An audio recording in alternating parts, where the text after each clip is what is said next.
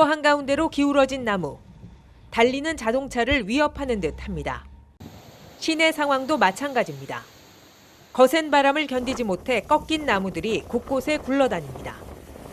태풍 영향권에 든 오키나와에는 건물을 무너뜨릴 만한 위력의 강한 바람이 이어졌습니다. 강풍에 실려 쏟아진 폭우는 시야를 가릴 정도입니다.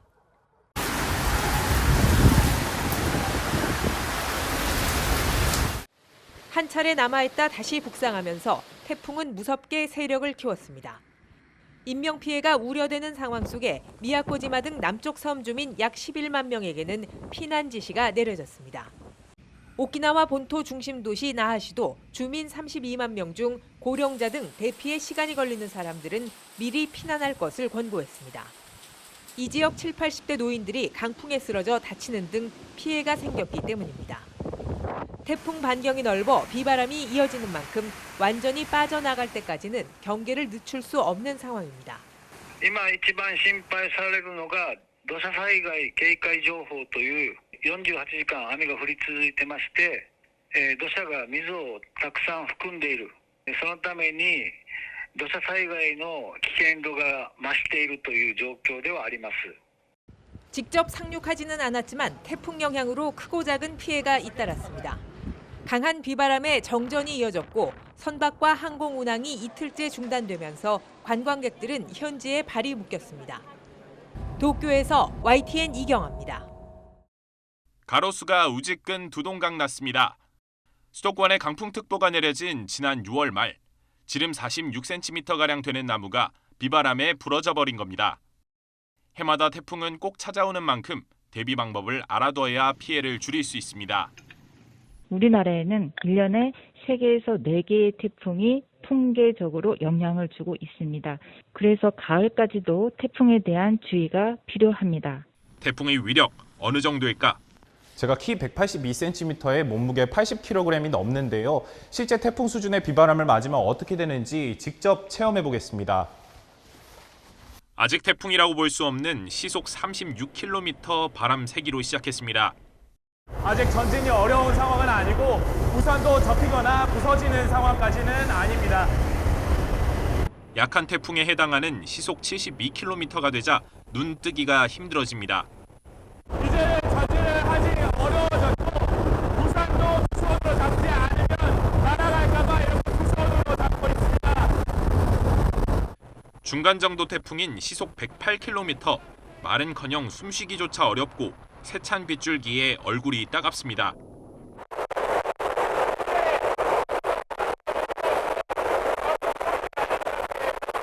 중간 세기만 돼도 표지판이 속절없이 날아가는 태풍 소식이 온다면 외출을 아예 삼가야 합니다. 태풍이 발생하면 실내에서는 문과 창문을 모두 닫고 외출하지 않으며 기상 상황을 수시로 확인합니다. 하수구나 배수구는 막히지 않았는지 미리 살펴봐야 하고 반지 하나 지하주차장에는 물막이판과 모래주머니로 침수를 예방해야 합니다. 강풍에 날아가지 않도록 창문은 창틀에, 간판은 벽에 단단히 고정해둬야 합니다. 태풍이 지나간 뒤 집이 침수됐다면 2차 피해를 조심해야 합니다. 가스와 전기가 차단됐는지 전문가 안전점검을 마친 후 들어가야 하고 고여있는 물은 오염된 경우도 많아서 가능한 한 떨어져 있어야 합니다. 비상시 안내를 받거나 피해 신고를 하려면 119나 지자체 민원상담실에 전화하면 되고 행동요령은 국민재난안전포털이나 스마트폰 안전 디딤돌 앱에서도 확인하실 수 있습니다. YTN 이준엽입니다. 거대한 파도가 방파제를 덮칩니다. 좌초된 선박에서 겨우 구조돼 방파제로 올라온 선원들은 강한 파도에 떠밀려 속절없이 넘어집니다. 지난 2016년 태풍 차바가 일으킨 너울성 파도입니다. 이번에는 11호 태풍 흰남노가 강타할 상황. 해안가에서는 너울성 파도로 인명피해나 침수 피해가 생길 가능성도 큽니다. 너울성 파도는 강한 저기압이나 태풍 등으로 인해 먼 바다의 해수면이 상승하면서 큰 물결이 생겨 해안까지 파장이 밀려오는 현상입니다. 강한 너울성 파도는 높이가 5m를 넘을 정도라 방파제 위나 해안도로에 있더라도 안심할 수 없습니다. 먼 바다에서부터 밀려오는 파도이기 때문에 예상하지 못한 시기에 갑자기 덮쳐올 수도 있습니다. 지난 2020년 강원도 고성에서는 너울성 파도에 휩쓸린 일가족 3명이 숨졌는데 바다에 내려져 있던 풍랑특보가 해제된 뒤 일어난 사고였습니다. 2018년 전남 여수에서는 어선이 너울성 파도에 전복돼 바다에서 표류하던 선장이 겨우 구조됐는데 비바람을 뿌렸던 태풍 솔릭은 이미 동해상으로 빠져나간 뒤였습니다. 특히 너울의 특성상 비바람이 치지 않더라도 갑작스럽게 높은 물결이 칠 수 있기 때문에 태풍이 접근하기 전과 물러난 후에도 각별히 유의하시기 바랍니다. 전문가들은 섣부르게 해안가로 나갔다가는 파도에 휩쓸릴 수 있기 때문에 눈으로 보기에 괜찮아 보인다고 마음을 놓아서는 안 된다고 강조했습니다. YTN 양동훈입니다. 산사태는 강풍이 아닌 폭우로 인해 발생합니다. 강한 바람은 나무를 부러뜨릴 수 있지만 뿌리가 남아 토양을 잡아줍니다. 반면 비는 경사지 토양 사이 공간을 채우고 무거워진 토양이 미끄러지면서 산사태가 발생하는 겁니다. 역대 가장 큰 산사태 피해를 일으킨 태풍은 2002년의 태풍 루사. 피해 면적만 2,705헥타르로 축구장 3,800개에 달합니다. 이는 최근 10년 새 가장 큰 피해가 났던 2020년의 태풍 마이삭과 하이선에 의한 피해의 24배에 이릅니다. 2002년의 태풍 루사, 2003년의 태풍 매미가 역대 산사태 피해 1, 2위를 차지하고 있습니다. 두 태풍 모두 엄청난 폭풍우를 동반하며 내륙을 관통하면서 큰 피해를 줬습니다. 산사태는 막을 수 없지만 발생하기 전에 전조 증상이 나타나기 때문에 이를 잘 살피는 게 좋습니다. 새가 날고 나무가 흔들리거나 기울어지면 곧 산사태가 일어난다는 신호입니다. 경사면에서 갑자기 많은 양의 물이 솟아오르거나 계곡물이 갑자기 흙탕물로 변하는 것도 위험 신호입니다. 돌이 떨어지거나 흙냄새나 물건이 타는 냄새, 시큼한 향 등 이상한 냄새가 나기 시작하면 산사태를 의심해야 합니다. 특히 내가 있는 곳이 산사태 위험 지역인지를 확인하는 게 중요한데 산림청의 산사태 정보 시스템에 접속하면 알 수 있습니다.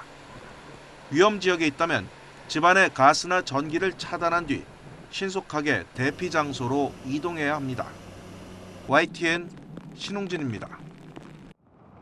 지난 2003년 한반도를 강타한 역대 두 번째로 강한 태풍 매미는 제주도를 거쳐 남해안에 상륙했습니다. 이어 내륙을 관통한 뒤 동해안으로 빠져나갔습니다. 태풍 진로와 인접한 전남과 영남 지방에 큰 피해가 났는데 같은 경남 지역이라도 위치에 따라 차이가 컸습니다. 관측된 바람을 보면 그 원인을 알 수 있습니다. 진로 오른쪽에 있는 부산에서는 초속 42.7m, 통영에는 초속 43.6m의 폭풍이 기록됐습니다. 반면 진로의 왼쪽에 있는 합천에는 초속 31.9m, 거창에는 초속 27m의 강풍이 불었습니다. 태풍 진로의 오른쪽과 왼쪽의 바람 차이가 초속 10m 이상 벌어진 겁니다. 이 때문에 오른쪽을 위험 반원, 왼쪽을 가항 반원으로 부릅니다. 태풍 진로의 오른쪽은 반시계 방향으로 부는 태풍 자체의 바람과 북위 30도에서 60도 사이에서 나타나는 편서풍이 더해져 바람이 강해집니다. 반면 진로 왼쪽은 태풍 바람과 편서풍이 반대 방향이 되면서 서로 상쇄돼 상대적으로 풍속이 낮아지는 겁니다. 만약 사람이 드넓은 대지나 장애물이 없는 공간에 위치했다고 가정할 경우 남쪽을 바라볼 때 정면에서 불어오는 바람이나 좌측을 통해 들어오는 바람이 느껴질 경우 태풍의 위험 반원에 있다고 판단할 수 있으며 반대로 바람이 나의 뒤쪽에서나 우측을 통해서 들어오는 경우는 태풍의 가항 반원에 있다고 판단할 수 있습니다. 만일 내 위치가 위험 반원에 든다면 바람과 비 피해 모두를 대비해야 합니다. 시설물이 날아가지 않도록 보강하는 작업도 꼭 필요합니다.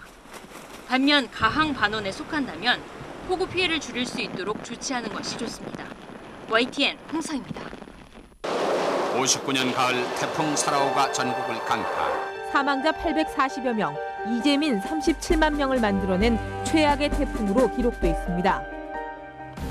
15호 태풍 루사는 사라호와 여러모로 비슷합니다. 재산 피해를 놓고 보면 5조 1,479억 원으로 가장 컸습니다. 태풍 매미는 중심 기압에서부터 신기록을 작성했습니다. 그 위력은 기상관측 100년 이래 가장 강했습니다. 제주도를 강타할 당시 초속 60m에 달하는 최대 순간 풍속을 기록했습니다. 우리나라에 엄청난 피해를 입힌 대표적인 가을 태풍들입니다. 소강력 태풍 흰남노의 모습입니다. 중심에는 건물을 붕괴할 수 있는 강력한 돌풍을 동반하고 있습니다.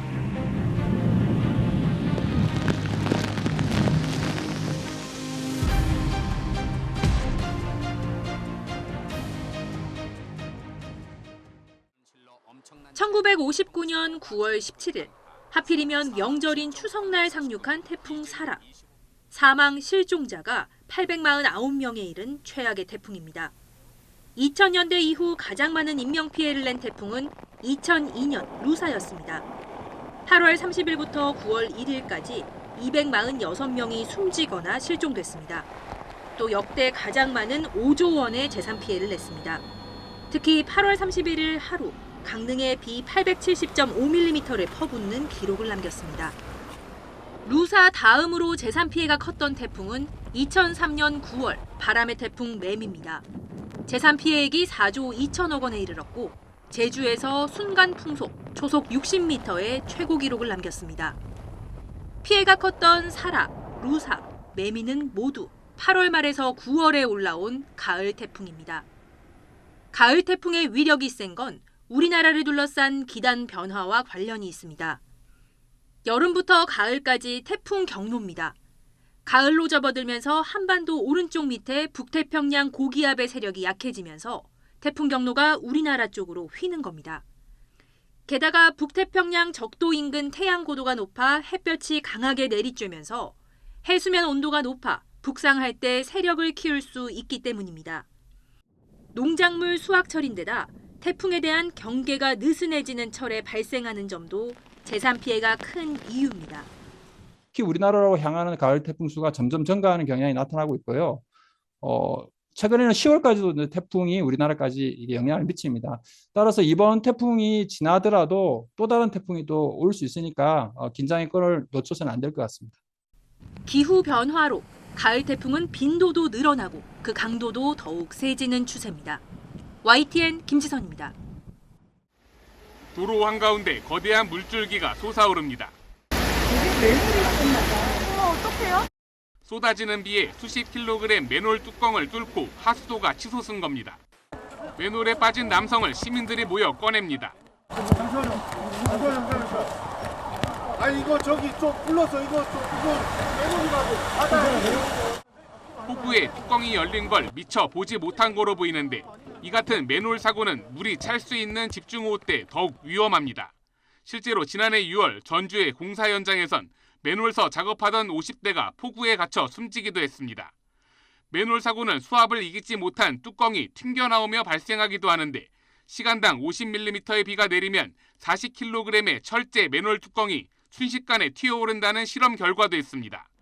맨홀 뚜껑이 튀어오를 땐 별다른 전조 증상이 없어 접근하지 말아야 하고 물에 잠겨 맨홀 구분이 어려울 땐 가능한 통행하지 말아야 합니다. 아주 큰 것이 한 50kg짜리가 있어요. 있는데 그건 뭐 가볍게 들어 올리죠. 전조 현상이 없이 그냥 물이 꽉 차면 바로 들어 올라 버리죠. 왜냐면 압력이 한꺼번에 올라오거든. 저 먼 데서부터. 맨홀 사고는 비가 그쳤다고 안심할 수도 없습니다. 집중호우 때 열린 맨홀 뚜껑이 계속 열려 있을 수 있어 보행자나 차량 모두 각별한 주의가 필요합니다. YTN 권남기입니다. 온 나무에 커다란 배가 주렁주렁 달려 있습니다. 명절 대목을 앞두고 분주한 손길, 올해는 유달리 바쁩니다. 인력을 많이 동원해서 이근배들을 집중적으로 지금 태풍 오기 전에 수확을 마치려고 생각을 하고 있습니다. 수확까지 조금 더 기다려야 하는 품종들은 다른 방식으로 접근해야 합니다. 지지대를 세워 묶으면 바람에 가지가 꺾이는 걸 조금이라도 막을 수 있습니다. 물이 잘 빠지도록 배수로를 점검해 깊이 파야 합니다. 태풍이 지나가기 전 최대한 물을 깊게 대면 벼가 쓰러지는 것을 어느 정도 예방할 수 있습니다. 태풍이 오면 과실이 비바람에 이제 떨어지는 게 제일 큰 피해이기 때문에 과실을 단단하게 결과지를 묶어주면은 낙가율을 20% 이상 낮출 수 있는 효과가 있습니다.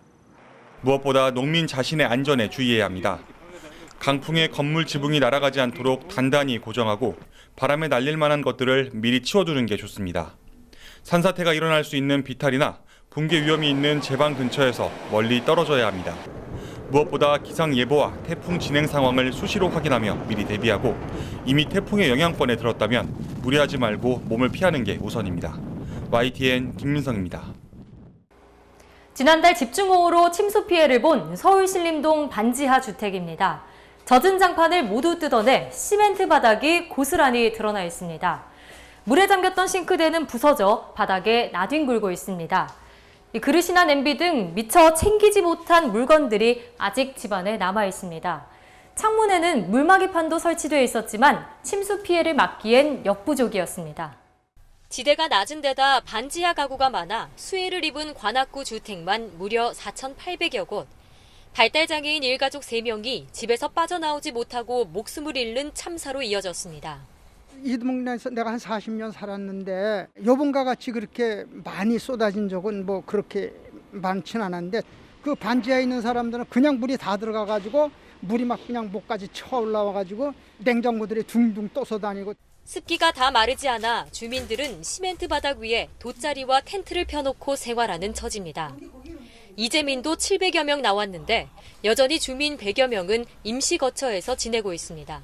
현재 한 달이 넘게 저희 못 들어오고 있고 앞으로도 한두 달 정도는 더 못 들어오지 않을까 싶긴 하네요. 문제는 초강력 태풍이 한반도로 북상하고 있다는 점입니다. 상흔이 채 가시기도 전에 또다시 들려오는 비 소식에 주민들은 맘 편히 잠을 이룰 수 없습니다. 물이 언제 쳐들어올란지 누구도 장담 못 하잖아요. 태풍이 온다 하는데 쟤는 아들이 날 데리고 온다 하니까는 아들 따라 임시 피해가 있으려고 그럽니다. 추석 연휴를 앞두고 폭우의 악몽이 되풀이될까 봐 주민들은 불안한 하루하루를 보내고 있습니다. YTN 황보혜경입니다.